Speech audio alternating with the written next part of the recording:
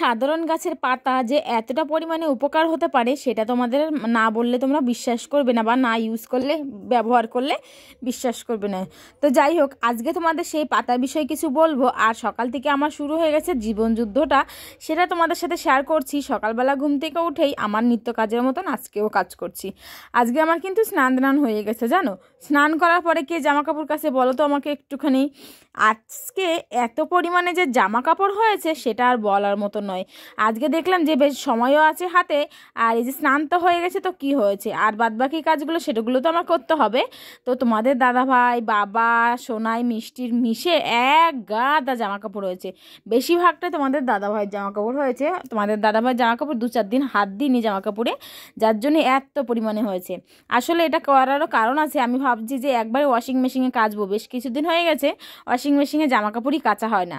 তো সের জন্য আজকে শুরু হয়ে গেছে ওয়াশিং মেশিনের জন্য। 2 দিন ধরে গোটো করে রেখে দিয়েছি, 2 দিনকার জামা কাপড় জড়ো করে আজকে সবটা মিশে এক ওয়াশিং মেশিন প্যাক। বিশ্বাস করবে না, এত জামা কাপড় হয়ে গেছে আজকে, মানে অসম্ভব। ওয়াশিং মেশিনও বলছে আর কত ঠুসাবি আমার মধ্যে, এতটা পরিমাণে হয়ে গেছিলো, জানো। তো চলো, ওয়াশিং মেশিনে জামা কাপড় দিয়ে আমি কিছুটা কাজ করে আসলাম, সেটা আর তোমাদের সাথে ভিডিওর মধ্যে শেয়ার করলাম না। তারপরে যেগুলো কাজ করবো সেগুলো কিন্তু তোমাদের সাথে শেয়ার করব। যেমন ধরো গায়ে ধোয়ানো হয়ে গেছে, গোবর কিছুটা ফেলে এসেছিলাম, তো এইগুলো কাজগুলো করেছি। এখন প্রায় 9টার দিকে বাজতে চলেছে ঘড়ির কাঁটা, কেননা তোমাদের দাদাভাই স্নান করতে গেছে মানে 9টা বেজে গেছে, সেটা ভাবতে হবে। কেননা ও 9টার টাইম, ঘড়ির টাইম 9টা বাজবে মানে ও কিন্তু স্নানে যাবে। তো যাই হোক, চলে আসলাম এইখানে। আমি স্নান করে ও পুজোর জলটা ভরে নিচ্ছে, মানে পুজোটা করে দিয়ে যাবে আর কি। তো যাই হোক, এখন আমি আমার মতো কাজকর্ম শুরু করে দিয়েছি। এত জল নষ্ট হয়ে যাবে, বেকার 1 ঘন্টা জল থাকে 8টা থেকে 9টা। তো জল যাওয়ার প্রায় সময় হয়ে গেছে, দেখলাম যে সব কিছু ভরে গেছে। তো আমি ঝটপট করে আগে কিন্তু এগুলো কাজগুলো করে নিচ্ছি। তো যাই হোক, জামা কাপড়গুলো যতগুলো ওয়াশিং মেশিনে দিয়েছিলাম সেগুলো কিন্তু কাচতে শুরু করে দিয়েছি। আর যে আমার আরও কাজকর্ম বাকি আছে সেগুলো আমি ফেলে রেখে আগে জামা কাপড়ের দিকটায় নজর দিয়েছি। কেননা এই জলটা চলে যাবে, টাইমের জল। যে সময় সবসময় বলি না, আমি সবসময় আমার টাইমের সাথে সাথে কাজ করতে হয়। যেমন বলো, তোমাদের দাদাভাই ডিউটি যাওয়া, ছেলে স্কুলে যাওয়া, সাথে আবার টাইমের জল ধরা, আবার সাথে আবার গায়ে দুধটাও নিতে আসবে সকাল সকাল টাইমের মধ্যে। তো সবটাই মিলেমিশে সব টাইমিংয়ের কাজ আমার সবসময়ের জন্য।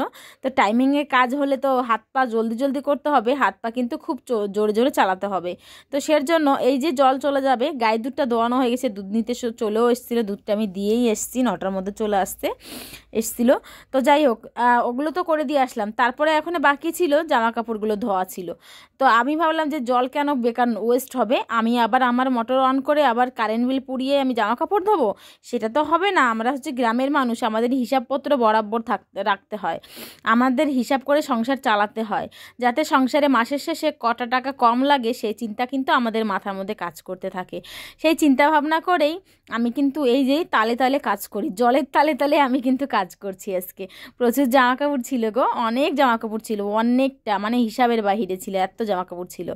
যাই হোক, আমার কিন্তু কাঁচা ধোয়া প্রায় শেষের দিকে চলে আসলো। আমার অনেকটা জামা কাপড় ছিল, মানে 2 টপ ভরে গেছিলো জামা কাপড়ে। তো আমার প্রায় শেষের দিকে। এখন আমি গায়ে গোলঘর ঝাড় দেওয়া বাকি আছে, গায়ে বাছুরকে বাঁধা, প্রচুর কাজ বাকি আছে, সেগুলো ফেলে রেখে আজকে এগুলো কাজ করছি। আর যে নিম পাতার কথা বলছি সেটা কিন্তু লাস্টের দিকে স্কিপ করো না, দেখতে থাকো। বাছুরের জায়গাটা এখন পরিষ্কার করব। একবার পরিষ্কার হয়ে গেছে, মানে গোলঘর 3টা আলাদা করতে হবে। আর এখানে পুরো জলাশয় হয়ে গেছে, জলাশয়।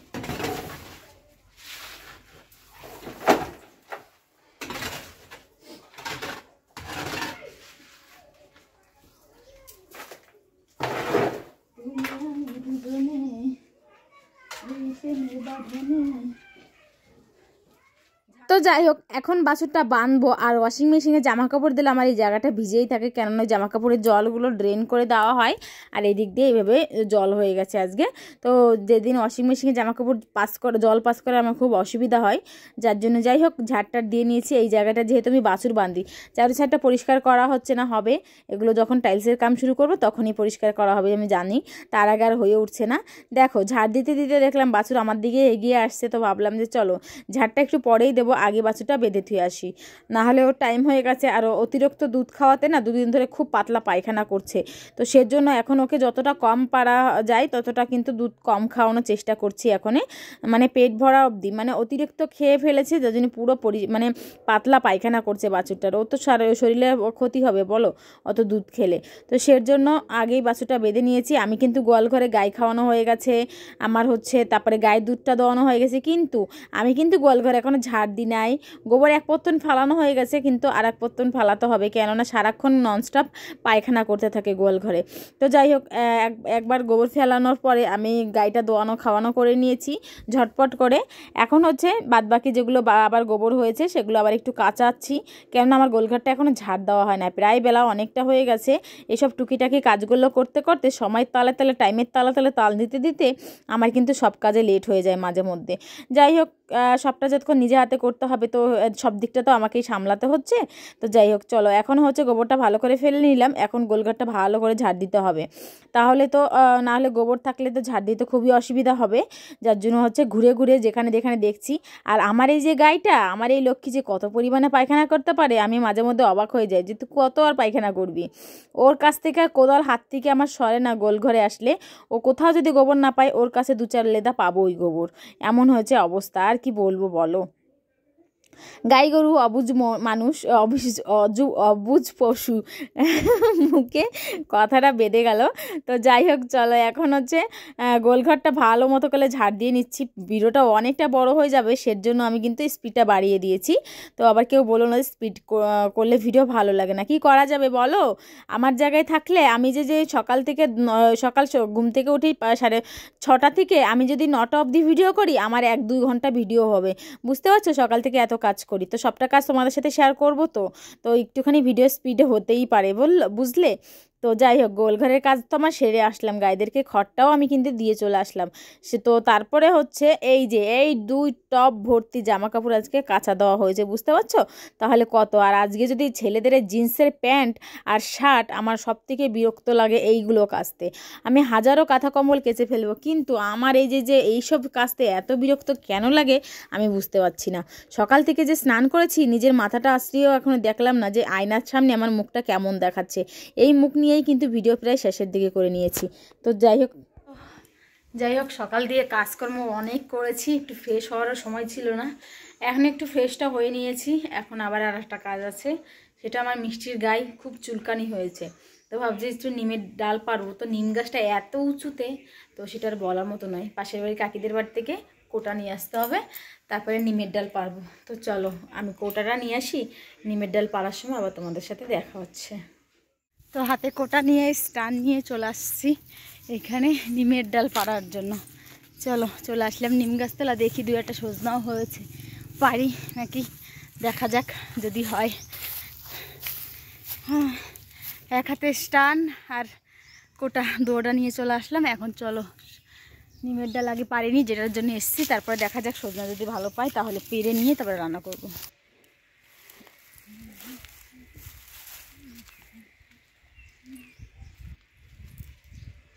যেটা আমি তোমাদের সামনে বলছিলাম, একটা গাছের পাতা কতটা উপকার হতে পারে এটা তোমরা একদম গ্রামে না থাকলে বুঝতে পারবে না এই পাতার মহত্বটা কতটা। এই যে নিম পাতাটা, এটা যে কত পরিমাণে একটা উপকারিতা জিনিস, এই পাতা থেকে, গোড়া থেকে, শিকড় থেকে, ডাল থেকে, কোনোটাই কিন্তু ফেলনা জিনিস নয়। তার জন্যই বললাম একটা গাছের পাতা কতটা উপকার হয়। দেখো এই নিম গাছ না দেখলে বিশ্বাস করবে না, এই জিনিসটা ইউজ না করলেও বিশ্বাস করবে না। আমি কিন্তু অনেক ওষুধপত্র লাগিয়ে দেখেছি, কিন্তু কিছুতে কিছু হচ্ছে না। এই যে নিমের পাতার ডালটা, এটা যে কতটা পরিমাণে উপকার হয়েছে সেটা বলার মতো। তো নিমের ডালটা তো পেরে নিয়েছি যথেষ্ট পরিমাণে। এখন দরকার আমার রান্না বান্না, কি রান্না করব মাথার মধ্যে ঘুল খাচ্ছিল। যাই হোক, নিম পাতা পাড়তে এসে আমার কিন্তু আরও একটা লাভ হয়ে গেছে, গাছে কিছুটা সজনা দেখলাম। এখনও যে সরু সরু সজনাগুলো সেগুলো খাওয়ার মতো হয়নি, কিন্তু তার আগে যে মোটা মোটা সজনাগুলো হয়েছে সেগুলো দেখলাম যে খাওয়ার মতো হয়েছে। আর আমি হাতে একটা লাঠি বা কোটা পেলে আমার কিন্তু সবটাই আমি জোগাড় করে নিতে পারি রান্না বান্নার জন্য। এই দেখো এই কয়টা সজনা পারলাম গাছ থেকে। এই যে মোটা হলে কেছে আমাদের গাছে সজনা খেতে কিন্তু দারুণ হয়। তো এই কয়টাই আমাদের হয়ে যাবে, আমরা যেহেতু মানুষ কম, 4টে সজনা যথেষ্ট হয়ে যাবে। আর এই যে হচ্ছে নিমের ডাল। তো চলো বাড়িতে গিয়ে নিমের পাতাগুলো ছাড়িয়ে মিষ্টিকে মাখিয়ে কিছুক্ষণ রেখে দেবো, তারপরে হচ্ছে দেখি কমে যায় নাকি, না হলে মেডিসিন ইউজ করবো। চলো তো এখন সেই নিম পাতাগুলো বাটবো। বাবা রোদেতে তাকাতে পারছি না, দেখি নিম পাতাগুলো আগে ছাড়িনি, তারপরে বাটবো। আর হলদি নিয়ে আসছি, এখানেই বাটবো।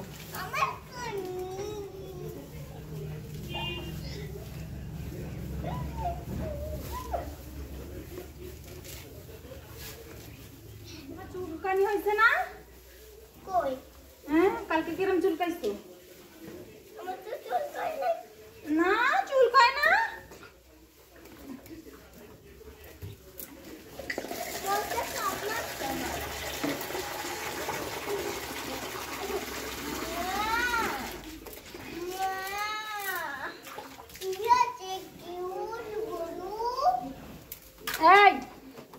এই যে একটু কাঁচা হলুদ,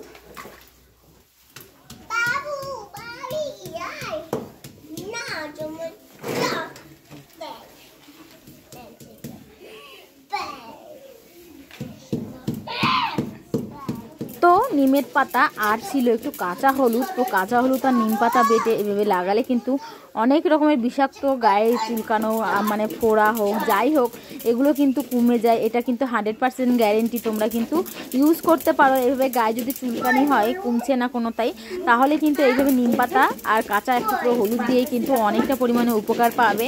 আমার কথা বিশ্বাস না হলে উপকারটা তোমরা একটু বাড়িতে ইউজ করে দেখো, তাহলে আমাকে কমেন্ট করে বলবে। আমার মিষ্টির 2 পায়ে হাতে পুরো গুড়ি গুড়ি বিচি বিচি হয়ে পুরো দানা দানা হয়ে গেছে, সেই হাম হওয়ার মতো। কিন্তু ওগুলো হাম ছিল না, ওটা হচ্ছে স্কিন ইনফেকশনের মতন একটা ব্যাপার হয়েছে। তো আমি হচ্ছে মেডিসিন আগে মিষ্টির আগেও একবার হয়েছিল, কিন্তু হচ্ছে ওর না অসুবিধা হচ্ছিল, আর খুব চুলকাচ্ছিল। তো ভাবলাম কালকে থেকে মাথার মধ্যে করছি যে নিম পাতা পেস্ট করব আর ওকে লাগিয়ে দেবো। কেননা তোমাদের দাদাভাইয়ের গায়ে প্রচুর পরিমাণে এইভাবে চুলকানো হয়েছিল। ও কিন্তু লাগাতার অনেক কয়দিন নিম পাতা ইউজ করাতে ওর কিন্তু শরীরে পুরো দাগ বা চুলকানি পুরো সরে গেছিলো। সেজন্য আজকে মিষ্টিকেও করে দেবো সেটা। এবার দেখো মিষ্টির পায়ে লাগাই দিচ্ছি হলুদ নিম পাতা।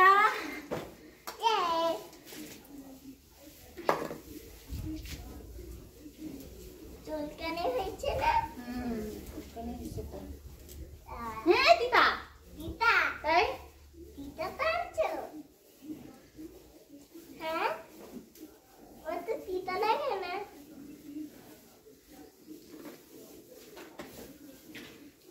মিষ্টির বিয়ে, মিষ্টিকে হলদি দিয়ে স্নান করাচ্ছি। আজকে মিষ্টিকে বিয়ে দেব। না আমার বিয়ে না।